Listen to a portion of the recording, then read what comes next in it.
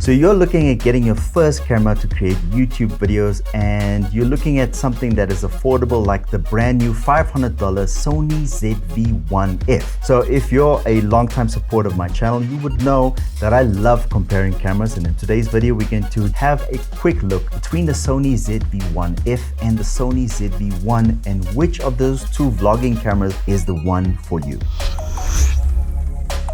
So the first improvement with the ZV-1F over the ZV-1 is the 20mm focal length. This is definitely an improvement over the ZV-1, which is a 24 to 70mm zoom lens. So most creators that own a Sony ZV-1 have been complaining that the 24mm focal length was not wide enough for vlogging. So the Sony ZV-1F has an aperture of f2, whereas the Sony ZV-1 has an aperture of f1.8, which does allow a little bit more light. But the cool thing about the Sony ZV-1F is that it has a filter thread on it, which means that you can attach a variable ND filter on there, which hides the ugly fixed lens that I absolutely don't like about the Sony ZV-1F. So a big improvement with the Sony ZV-1 is definitely the brand new Sony menu system, which makes it a lot easier for content creators to set up their cameras versus the old school menu system that this camera still has. And this is where I think that the Sony ZV-1F again trumps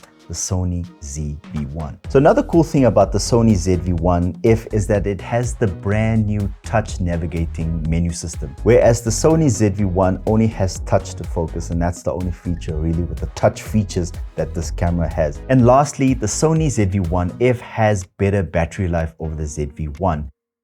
If you don't know what product showcase mode is, if you bring a product within the frame, it actually focuses on that product. Whereas with old cameras like the one that I have here, I have to basically cover my face to bring the product in focus. Both cameras shoot 4K up to 30 frames per second, and both of them capture in HD up to 120 frames per second. Both cameras have a flip out screen, which is always cool, and both of the cameras have active steady shot. So I think that both of the cameras can do the job equally, and it comes down to what you can afford. The Sony ZV-1F and the Sony ZV-1 is Sony's latest point and shoot cameras, and you won't go wrong with either of those two cameras. If you want something that's a lot more versatile, then check out this video I did comparing the Sony ZV-1F to Sony's smallest APS-C camera, the Sony ZV-E10.